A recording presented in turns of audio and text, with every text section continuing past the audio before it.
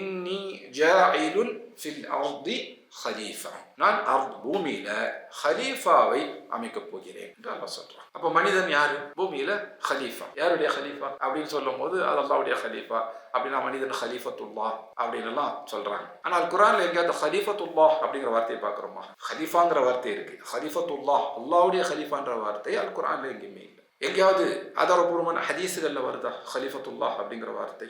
ஹலீஃபத்துல்லாஹ் அப்படின்னு சொல்லக்கூடாது. ஹலீஃபத்துல்லாஹ் அப்படின்னா என்னன்னு சொல்லும்போது மனிதன் அல்லாஹ்வுடைய பிரதிநிதி, அப்போ பூமியில் அல்லாஹ்வுடைய பிரதிநிதியாக மனிதன் படைக்கப்பட்டிருக்கிறான் அப்படின்னு எல்லாம் ஆரம்பிச்சு, அப்போ ஹலீஃபாவை இருக்கிற அந்த தன்மைக்கு பேர் என்ன? ஹிலாஃபா. அப்போ ஹிலாஃபாவை நிலைநாட்டுவது தான் மனித வாழ்க்கையினுடைய நோக்கம் அப்படின்லாம் கொண்டு வந்து நிறுத்திடுறாங்க. அப்போ இஸ்லாமுக்கு வந்து ஒரு அரசியல் கோட்டிங் ஒன்று கொடுக்கப்படுது. இஸ்லாமுங்கிறது ஹிலாஃபத்தை நிலைநாட்டுறது தான் அப்படின்னு வருது. ஆனால் அப்படி அல்லாஹ் சொல்லவே இல்லை. அப்போ மனிதன் எந்த நோக்கத்துக்காக படைக்கப்பட்டாங்க?